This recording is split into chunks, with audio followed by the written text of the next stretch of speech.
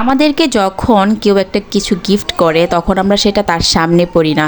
কেন পড়ি না? আমাদের মনে হয় যে সে দেখলে ভাববে যে আমাদেরকে আর কোনো ড্রেস নাই, আমি যদি এটা তার সামনে পড়ে যাই সে চিন্তা করবে যে আমার কি আর কোনো জামা কাপড় ছিল না, তার এই একটাই বারবার আমি পরতেছি।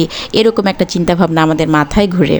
অন্যদিকে আমার ফ্রেন্ড যখন আমাকে গিফট করেছিল তখন সে চিন্তা করেছিল যে না, সামনে একটা অকেশন আছে, ওর ড্রেস অনুযায়ী ওকে আমি একটা কিছু গিফট করব যাতে ও পরতে পারে, দেখতে ভালো লাগবে, বা চিন্তা করেছে ওর যেটা প্রয়োজন ওই জিনিসটাই আমি ওকে গিফট করি। কিন্তু যে গিফট করেছে সে দেখতেছে না তার জিনিসটা সে কখনোই পরে নাই, তার সামনে না, পরেছে হয়তো তার আড়ালে, কিন্তু তার সামনে সে কখনোই ওইটা পরে নাই। কিন্তু অন্যদিকে যে গিফটটা করেছিল তার সামনে পরার পর সে যে একটা খুশি হয় যে না, আমার দেওয়া গিফটটা সে পরেছে, তার মানে সে অনেক খুশি হয়েছে বা তার অনেক ভালো লেগেছে বলেই সে পড়েছে, তার যে ভালো লাগাটা কাজ করে, আসলে সে সেটা কখনো কল্পনাও করে নাই যে সে আসলে এতটা খুশি হতে পারে। আমরা কারোর গিফটের দেওয়া জিনিসগুলো আমরা সবসময় ইউজ করব, তার সামনে পড়ার চেষ্টা করব, আসলে সে এটা দেখলে আরও খুশি হয়। এটা দেখে সে কখনো এরকম ভাবে না যে তার মনে আর কোনো জামা কাপড় নাই।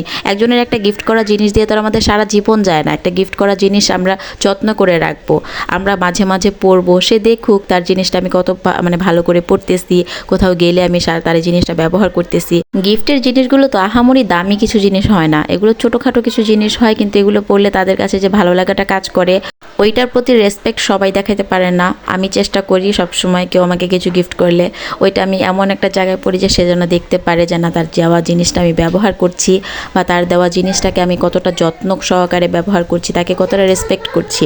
এটা কিন্তু প্রত্যেকেরই থাকা উচিত। আমার বানানো কেকটা কেমন হয়েছে? আমি কিন্তু এই প্রথম এরকম একটা কেক বানিয়েছি, মানে টাফ কেক। এই টাফ কেকটা বানাতে আমার একদমই কোনো কষ্ট হয় নাই, এতটা সহজ টাফ কেক বানানো।